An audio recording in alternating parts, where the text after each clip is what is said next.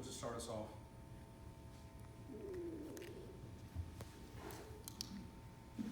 Coach, obviously, the last drive there, 2nd and 4, throw it down the field, 3rd and 4, throw it down the field, and then 4th down. Carlson, was there any thought maybe going short there, just picking up a 1st down?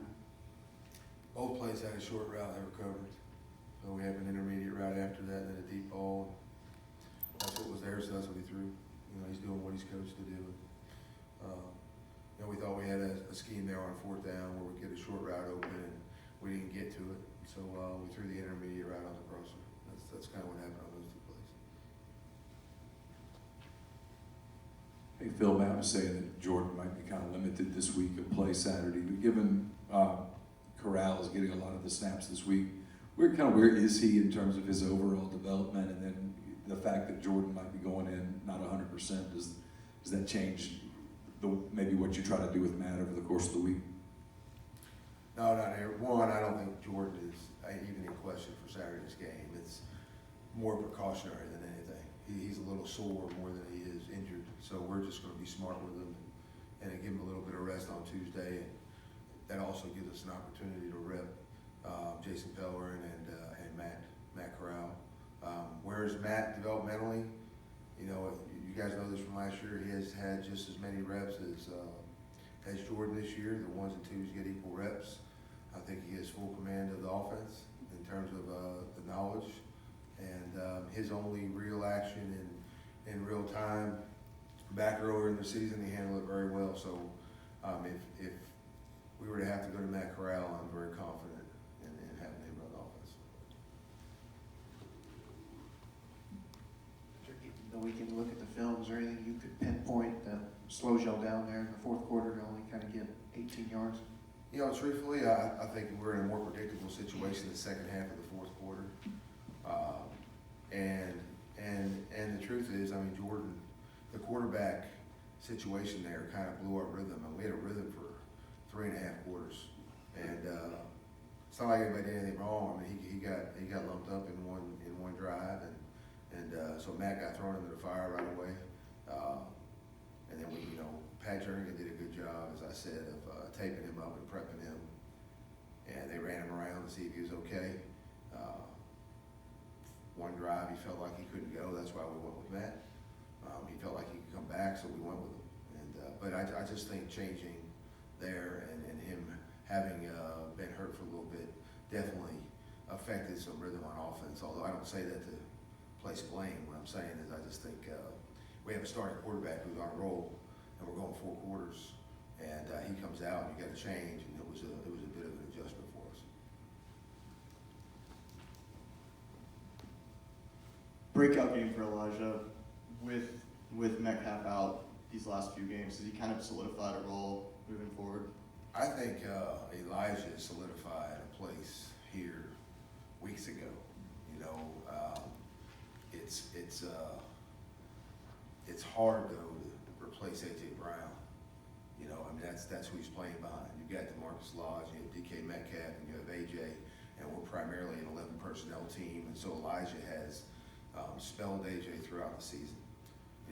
It's like I remember when Coach Kingsbury got asked about Baker Mayfield and Patrick Mahomes. It's like, well, who do you play and who do you put in and who do you let go? It's tough. You got 2 really, really good players, and we do miss DK right now. But the one thing that space is affording us is it's affording Elijah an opportunity, and so we moved AJ outside to replace DK Metcalf, as you saw on Saturday, and Elijah was able to approach this week as an every down starter, and I thought he handled it very well, and I think you'll see him play well throughout the rest of the season. Is AJ going to continue to play more outside going forward? Yeah, I think you'll see AJ in both spots. Yeah.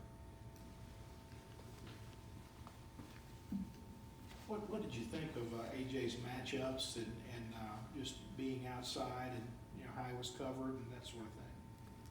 I thought AJ handled it well. It's 2 distinctly different positions in our offense. He's been at slot. The last time he ran it wide out was spring ball 2 years ago, and then we moved him to slot, and he's been there ever since. So it was an adjustment, just mentally, just getting it down. But I thought he handled it well, and I think he's going to be a matchup issue for us out there for the next, for the remainder of the season when he's there. He made some plays when we had some matchups on Saturday, and, I think that'll continue to be the plan for us. Matt said he thinks Breland's going to be a game time decision for Saturday. How do you plan for maybe having Breland, maybe not? What's the approach with that? Well, I hope we have Breland. He provides us with some depth, and he's a very good football player. So, right now it's a day-by-day thing. I have to see Pat Jernigan, but we are hopeful that he'll be back on Saturday. I think right now that's the feeling, but I have to see Pat and see how treatment goes over the next 2 or 3 days. Texas A&M was also coming off a pretty tough, close loss at Auburn. How do you feel like you guys can attack their defense after they played a pretty fair game against Auburn? This is, I can't remember the statistics, but they have more rushing attempts than they do rushing yards from the game Auburn did. And they found a way to win it anyway, but my point is Texas A&M does a tremendous job of defending the run game. They constrict the box. Backers are physical, play downhill, 2 tackles inside, do a really good job. They control their space a little bit more like Alabama does. DNs do a good job of constricting and attacking things. They're not necessarily a penetrating defense as much as, say, LSU or, what some of the D linemen in South Carolina did last week. But it's a challenge now. They've done a great job, even against better running teams like Mississippi State, of really defending the run and forcing teams to have to throw the ball a little bit. So our challenge is we're not going to go away from running the football. We want to run the football. We think that's important. Obviously, being balanced is also important, but we're going to attack A&M the way we try to attack everybody. And I thought we got better physicality-wise in the South Carolina game, and we're going to kind of try to continue that trend this week.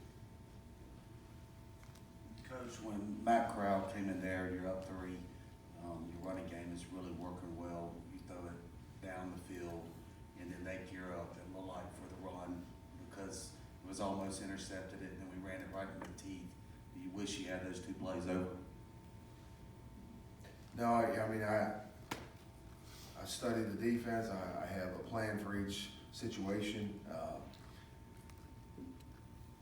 I like what we called. I think it's easy on Monday to look back at some plays and second guess what you do, but we put a lot of time and energy into the plan, and I had confidence in it. That's why I called those plays. And so, Matt did what I called, and he ran what I called. And if we got back into that situation, any game situation, I'm going to call what we make educated decisions about during the week. And very rarely do I go off the game plan. We're making educated decisions during the game, or educated calls during the game that are based on decisions we make when we have time to think about it. And in the 4th quarter, the plays I called were the plays that we liked against those guys. They didn't fall our way. That's not the quarterback's fault. If anybody is at blame, it's me, but I don't feel like I'm second guessing myself with the calls. I wish we hit them, but we didn't, and that's why we didn't get it done in the 4th. Was it more on the first play there with Matt throwing it down the field? You were thinking that they would be expecting something safe or run, and you'd catch them by surprise throwing it down the field? Well, we had a matchup. We had a matchup. The free safety can only play one side or the other. And, we had 2 deep balls there, and we took a shot at one of them and didn't hit it. But no, I don't regret the call. It was an attack mindset. We wanted to get after South Carolina. We're going to continue to do the same things that we did all game that were successful, and that play didn't fall our way. And I don't know what else to say. I don't regret the call. No. Any more questions? Coach, the one pass that Matt threw to the I think it wasn't a tackle eligible because he had 93 on, but Jason Pellerin was just so open in the other corner. Not Matt, but Jordan. Jordan does not see him at all on that particular play. Tell me what you said again. I'm sorry. I think he had the tackle in there, the 93 number. Yeah. And he threw a tackle. Oh, you're talking about the tackle eligible? Yeah, tackle eligible. So we had Jason Pellerin, number 7, in the other corner of the end zone, and nobody around him. I didn't know if that was the first option or the tackle was the first. No, Do you remember that? Yeah, the O-line throw. That's the only, it's an all or nothing play.